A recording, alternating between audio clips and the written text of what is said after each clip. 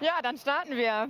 Herzlich willkommen euch allen. Let's get started. Welcome everybody to our presentation today, the last of its kind, and you will soon hear what we're talking about. A platform which is the mobility platform in Germany today and which we want to make even better in the future. Welcome, of course, also those who are in the live stream, and welcome, Ralf, to you. We're happy you're here and that you took the time to join us today, and it's great to have you here because you're going to tell us a little bit about Vendo, which is a project which you've been working on for 5 years and we since about 1.5 years. So a few words about you. Ralf is CTO at the DB Vertrieb Sales at DB at German Rail, and he's head of the Vendo program, and we'll hear more about that, so I will not give away too much. Before that you were CIO at Miles & More, and before that you were in an international consultancy, so you know our business very well too. So thank you very much, Simone. First of all, thank you very much for having me, and it's nice that I have the chance to talk a little bit about Vendo and the challenges in the mobility and changes in public transport. A few words perhaps. Miriam cannot be there today. We're really sorry about that. Her child is ill, and of course that has top priority. So Miriam Weidler cannot be here, and she sends her greetings. Simone, you helped us very much in the turnaround management of Vendo.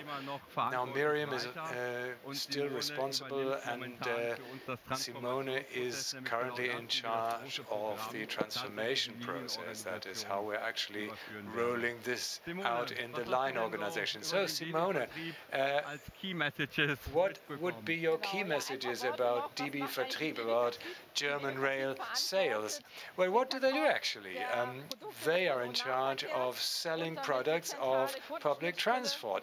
It is the central touch point for customers, web, mobile, the travel centers in the stations, and the machines. So all tickets are sold via the touch points they own. And we also brought you a couple of KPIs. Think big. This is also something that German Rail do. 20 million visits per month, 9 billion sales, 350 million tickets sold, and we want to double that by 2030. And by the way, the figure of the visits per month was 146 million. So this is a huge number of transactions, and so with that, let me hand over to Ralf again. So what is that big system, Vendo? Vendo is a sales system. It's part of the mobility turnaround, you could say. You have to have a strong sales system if you work in public transport. If you want to have a lot of passengers in connected mobility solutions, you have to have a good sales back end and front end. And we do network mobility. We do different carriers of transport. So we bring together all public transport, local, regional, intercity, all that. We integrate that into one big platform. So at the next Glasgow meeting, it will be possible to book a train ticket from Ludwigsburg to Glasgow. This is what Vendo is about. This is what Vendo wants to accomplish. So we're not just European, federal in Europe, we are also federal in Germany.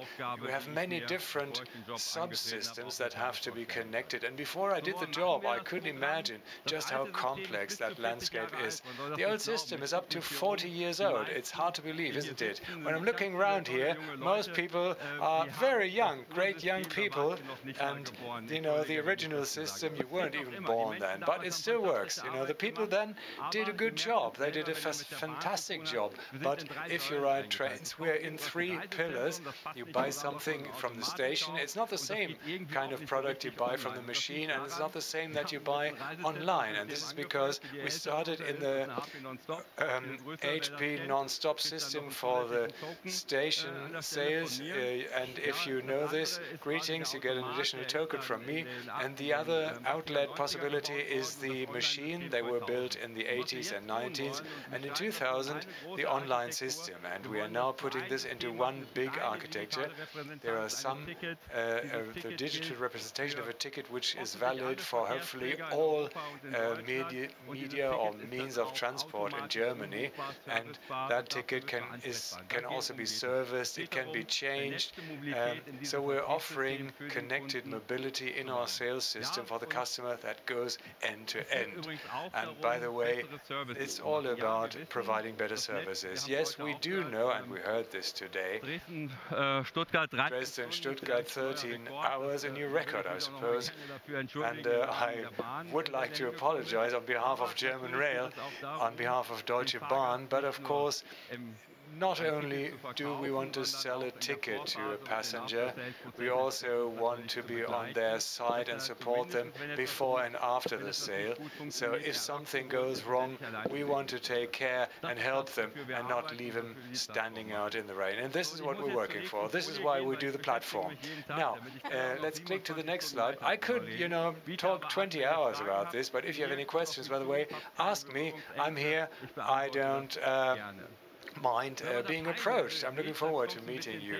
So let's drill down and get a little technical. We want to become technically better too, not just better for the customers. So for IT nerds, of course, we produce in the cloud, and of course we use microservices. We have fully automated deployment chains, and of course we want to bring services to the market much faster than we're doing today.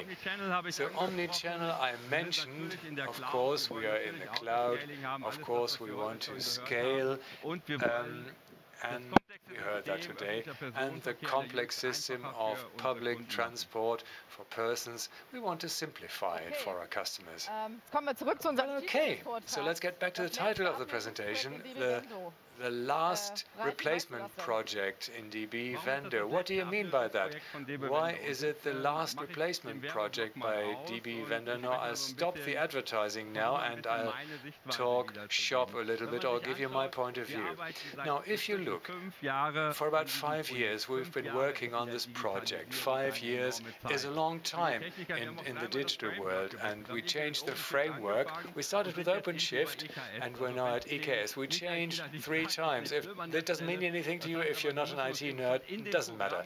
But so we need to reinvent ourselves even in that program, and we are working according to agile principles. But if it takes us 5 years to rebuild something, in these 5 years we're not just creating new value, we're rebuilding something that's there already, and this does not really create new value. So what we're seeing happening is also something that has grown and has been implemented in the system in the past 40 years. We don't even know all the details of that. So it's really like an old building you want to refurbish, and you discover all the things that are in it and that need to be redone.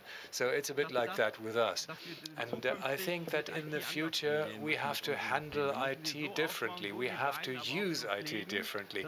We have to build it up and maintain it in such a way that the software will always be up to date every day, even in 10 years' time. Because what we're doing today, what we're building today, is something we will not be able to afford to redo from scratch. We cannot reduce development in other channels by over 4 or 5 years to build something new, because then our competitors will have overtaken us. So this is something we can no longer do.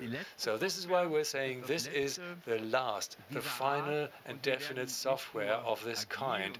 And not only are we becoming agile in our methods, but also the way we handle the resources in automation. We have to appreciate and maintain much better what we've built.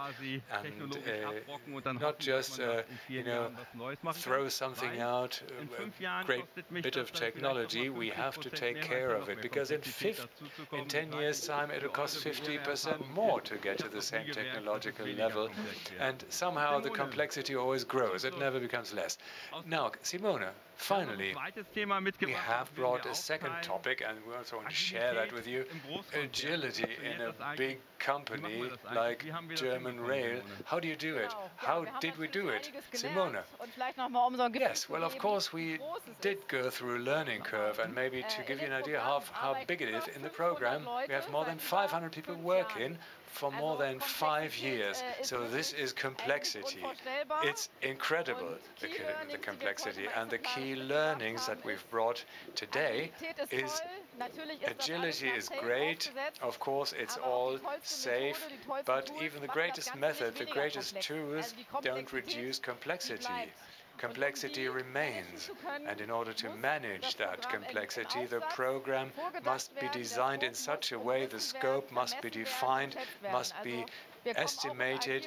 So even in an agile setup, you always need to go according to the SAFE principles. So this is a key to success.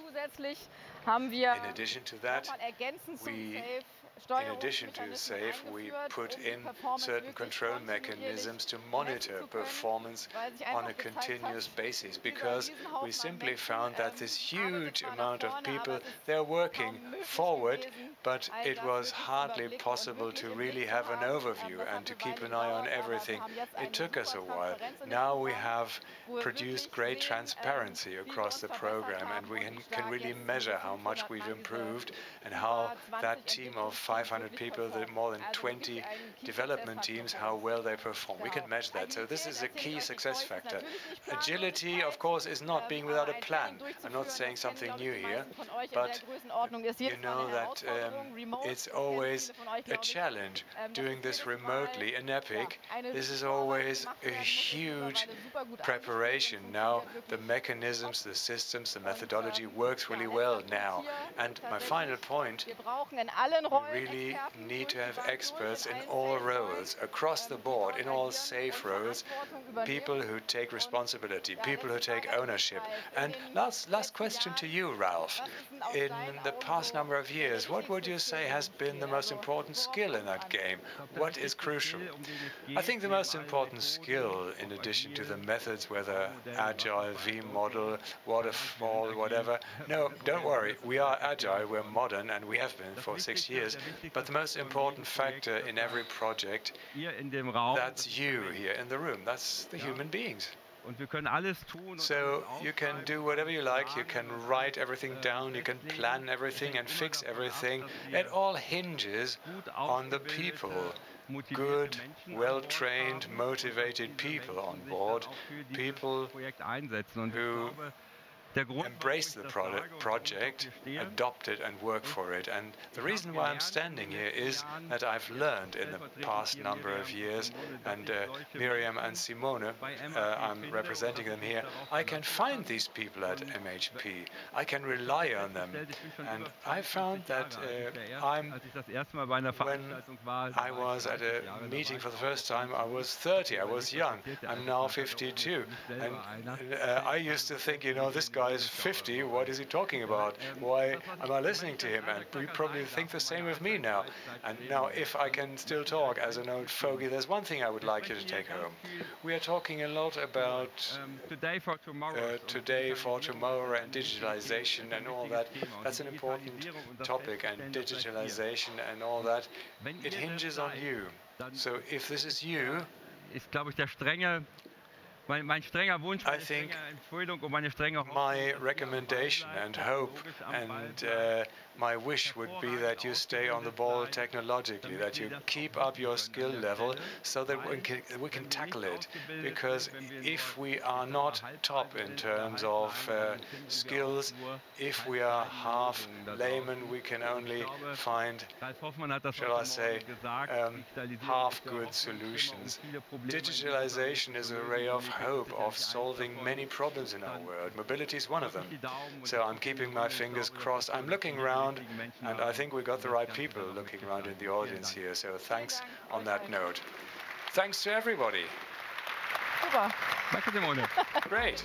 Thank you, Simone. Thank you, Ralf.